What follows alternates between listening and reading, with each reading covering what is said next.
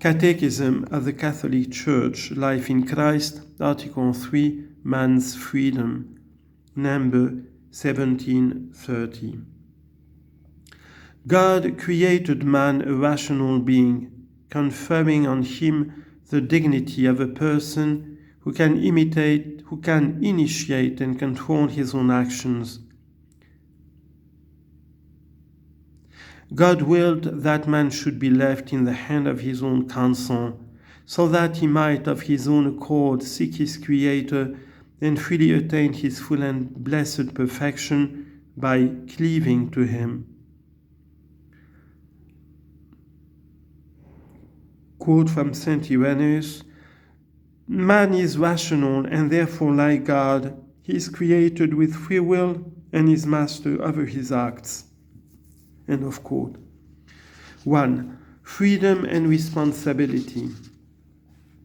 Freedom is the power rooted in reason and will to act or not to act, to do this or that, and so to perform deliberate actions on one's own responsibility.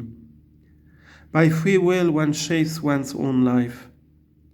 Human freedom is a force for growth and maturity in truth and goodness. It attains its perfection when directed toward God, our beatitude. As long as freedom has not bound itself definitively to its ultimate good, which is God, there is the possibility of choosing between good and evil, and thus of growing in perfection or of failing and sinning.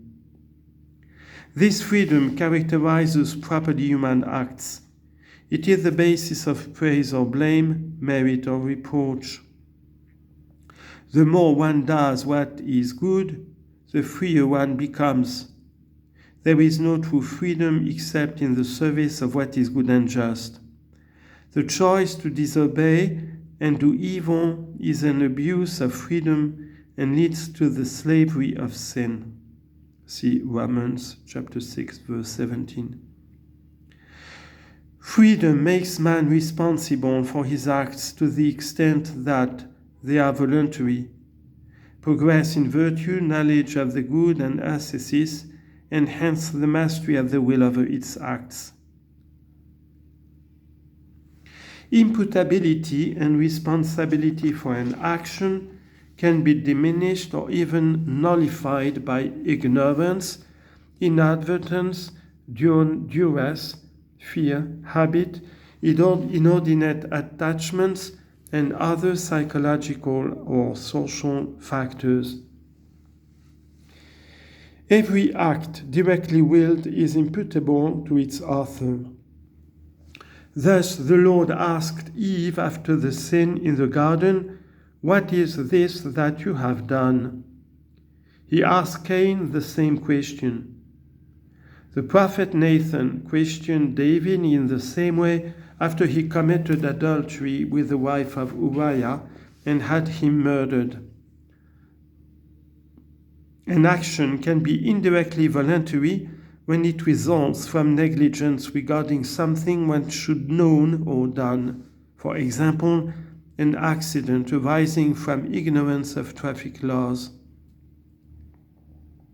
An effect can be tolerated without being willed by its agent. For instance, a mother's exhaustion from tending her sick child. A bad effect is not imputable if it was not willed either as an end or as a means for an action, e.g., a death a person incurs in aiding someone in danger. For a bad effect to be imputable, it must be foreseeable, and the agent must have the possibility of avoiding it, as in the case of manslaughter caused by a drunken driver. Freedom is exercised in relationships between human beings. Every human person created in the image of God has the natural right to be recognized as a free and responsible being. All owe to each other this duty of respect. The right to the exercise of freedom, especially in moral and religious matters, is an inalienable requirement of the dignity of the human person. This right must be recognized and protected by civil authority within the limits of the common good and public order.